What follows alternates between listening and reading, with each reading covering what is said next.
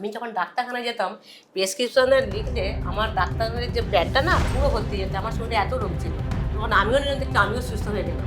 আমি চাইছি প্রত্যেক বাড়িতে একজন করে অন্তত এই যে আমাদের নিউট্রিশন কোর্সটা করানো হচ্ছে, এই কোর্সটা যদি করে রাখতে পারে অন্তত তাদের বাড়ি যে সারা বছরে যে মেডিসিন খরচাটা হয়, আমি অন্তত 50,000 টাকা তাদের বাড়িতে মেডিসিন ফ্রিটা করতে পারবো। পিয়ানো একাডেমি যেমন নিজের স্বাস্থ্যকে ভালো রাখছে, সেরকম আমার আর্থিক সচ্ছলতাও দিচ্ছে।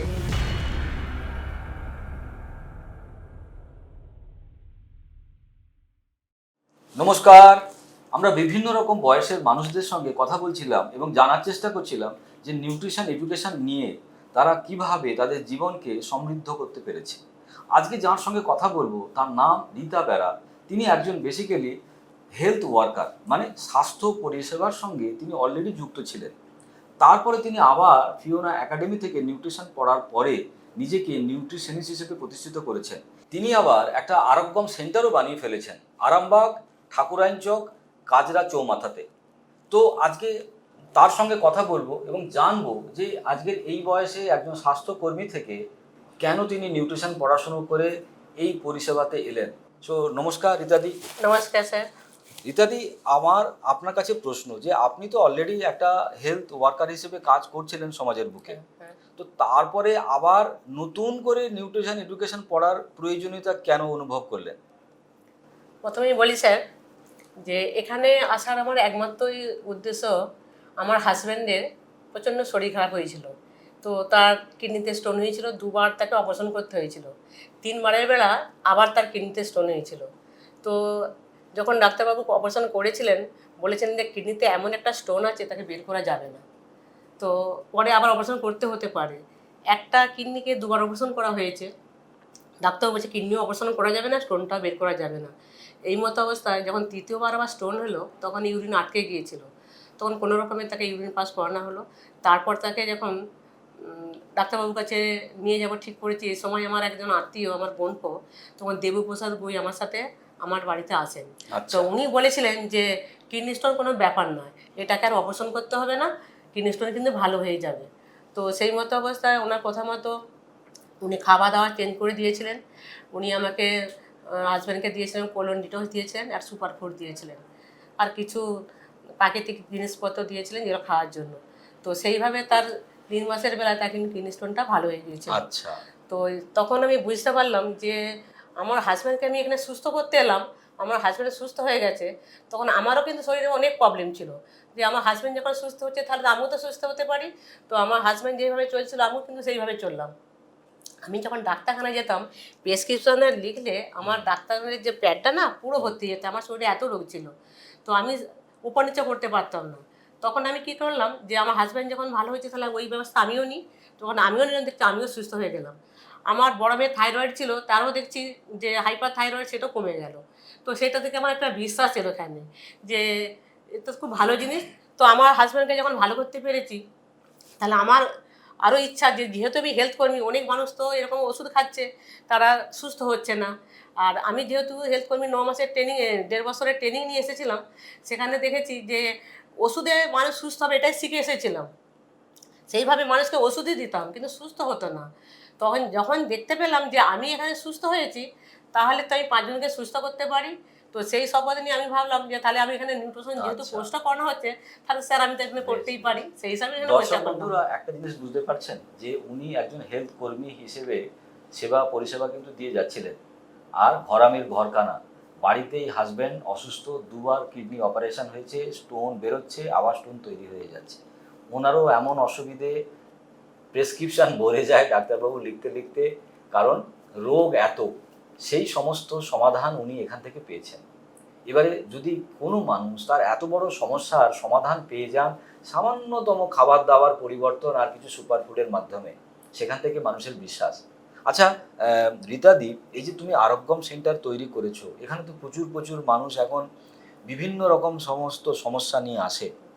তো আমাদের যারা দর্শক বন্ধু তাদেরকে যদি তুমি একটা এরকম কিছু জিনিস বলো যাতে তারাও একটুখানি ভালো ভাববে, বুঝতে পারবে যে সত্যি সত্যি যে এইখানে মানুষরা কিভাবে কত বিকৃত প্রবলেম নিয়ে আসে, আর কত সাধারণভাবে তারা সুস্থ হয়ে বাড়ি চলে যায়। এরকম যদি কোনো স্পেশাল অভিজ্ঞতা তোমার থাকে? হ্যাঁ, এরকম তো অনেক স্পেশাল বলতে অনেকেই আছে।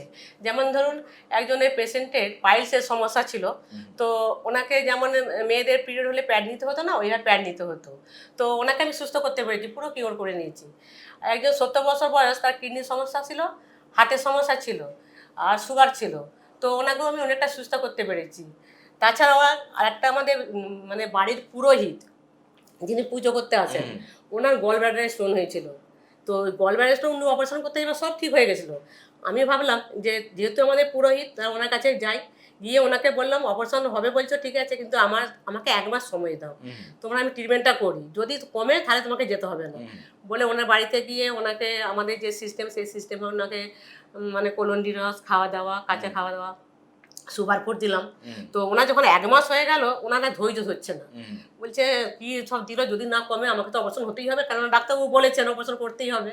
তো উনি 1 মাসের বেলায় অবশ্যই মানে হচ্ছে রিপোর্ট করতে চলে গেলেন।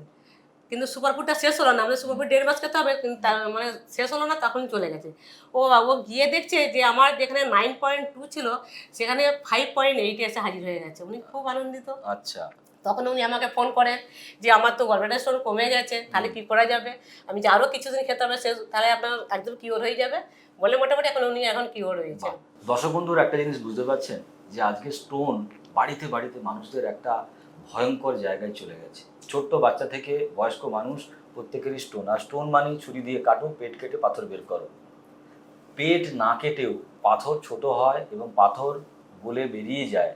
আমাদের যারা নিউট্রিশনিস্ট, তারা এরকম প্রচুর প্রচুর জিনিস আপনাদের সামনে নিয়ে আসছে, কথাও বলছে। সত্যি সত্যি এটা একটা মিরাকেল না? আজকে মেডিকেল সায়েন্স যে জিনিসগুলো করে উঠতে পারছে না, শুধুমাত্র খাদ্য পরিবর্তনের মাধ্যমে কিন্তু এই ঘটনাটা ঘটছে। এরকম জিনিস আমরা প্রতিনিয়ত আপনাদের সামনে নিয়ে আসছি। প্রচুর প্রচুর এরকম সমস্যা সাধারণভাবে খাওয়া দাওয়ার পরিবর্তন করেই কিন্তু পরিবর্তন হয়ে যাচ্ছে। রীতাদি, আমার তোমার কাছে আরেকটা প্রশ্ন। যারা কিনা এই যে আরামবাগ এরিয়া, হুগলি এরিয়া, এই সমস্ত জায়গায় প্রচুর প্রচুর মানুষ, কেউ চেন্নাই যায়, কেউ ব্যাঙ্গালোরে যায়, কেউ উড়িষ্যাতে যায়, কেউ কলকাতায় এসে ট্রিটমেন্ট করে, তারা লক্ষ লক্ষ টাকা তারা খরচাও করে এবং তাদের পরে তাদের জীবন বাঁচে কি বাঁচে না সেটা তারা জানে। তো এরকম যে সমস্ত মানুষ বা তোমার মতো হাউস ওয়াইফ প্রচুর আছে, বাড়িতে বসে আছে, সারাদিন রান্না বান্না করছে, অসুস্থ হয়ে যাচ্ছে, কিংবা অনেক মানুষ আছে যারা কিছু রাস্তা খুঁজছে জীবনে প্রতিষ্ঠিত হওয়ার জন্য, তাদের জন্য তোমার কি মেসেজ? আমার এখানে মেসেজ বলতে, আমি এখানে যেমন নিজেকে সুস্থ করতে পেরেছি, জন্য আমি চাইছি অনেক মানুষ তো আছে তারা অসুস্থ, আমি চাইছি প্রত্যেক বাড়িতে একজন করে অন্তত এই যে আমাদের নিউট্রিশন কোর্সটা করানো হচ্ছে, এই কোর্সটা যদি করে রাখতে পারে, অন্তত তাদের বাড়ি যে সারা বছরে যে মেডিসিন খরচাটা হয়, ধরুন একটা বাড়িতে যদি 2 জন লোক থাকে, তার মোটামুটি পার ডে 2000 টাকা করে মেডিসিন খরচা আছে। তো এই যে খরচা 1 বছরের যে খরচাটা হয়, তার বরং 50,000 টাকার মতো, আমি অন্তত এই 50,000 টাকা তাদের বাড়িতে মেডিসিন ফ্রিটা করতে পারবো। তাছাড়াও এখন মানুষ বিভিন্ন কাজের মধ্যে যুক্ত আছে, তারা হয়তো 10,000 15,000 টাকা করে ইনকাম করে। এখন বর্তমান যা যুগ চলেছে, ওই টাকা তো সংসার চালানো যাবে না। তাহলে এখানে যদি কারো ইনকাম বাড়াতে যায়, এখানে কিন্তু আমাদের পিয়ানো একাডেমি যেমন নিজের স্বাস্থ্যকে ভালো রাখছে, সেরকম আবার আর্থিক মানে সচ্ছলতাও দিচ্ছে। সে যদি চায় এখান থেকে ইনকাম করতে, এখান থেকে একটা ভালো ইনকামের জায়গাও আছে। দর্শক বন্ধুরা, একটা জিনিস বুঝতে পারছেন যে যদি কেউ এখান থেকে পড়াশোনা করতে চায়, নিউট্রিশনিস্ট হতে চায়, হতে পারে। সে যদি আবার এই কেরিয়ারটাকে একটা নিজের কেরিয়ার হিসেবে বেছে নেয় বা প্রতিষ্ঠিত হতে চায়, তারও কিন্তু ব্যবস্থা ফিওনা একাডেমিতে আছে। মানে আপনি এখান থেকে শুধু পড়াশোনা নয়, এই পড়াশুনো করার পরে নিজেকে প্রতিষ্ঠিত করে অর্থনৈতিকভাবেও কিন্তু আপনি সামাজিক মর্যাদা পেতে পারেন। রীতাদি আমার আজকের গেস্ট। আমি রীতাদিকে আমার তরফ থেকে একটা ছোট্ট উপহার, আমার লেখা বই বাঁচা মানে কাঁচা।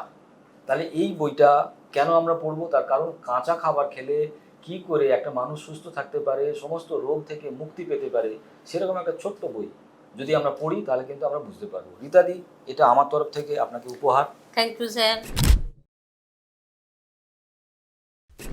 সো দর্শক বন্ধুরা, আপনারা মোটামুটি ছোট্ট একটা ভিডিওতে রীতাদির কথা শুনলেন। এরকম প্রচুর প্রচুর মানুষকে আমরা আপনাদের সামনে নিয়ে আসবো।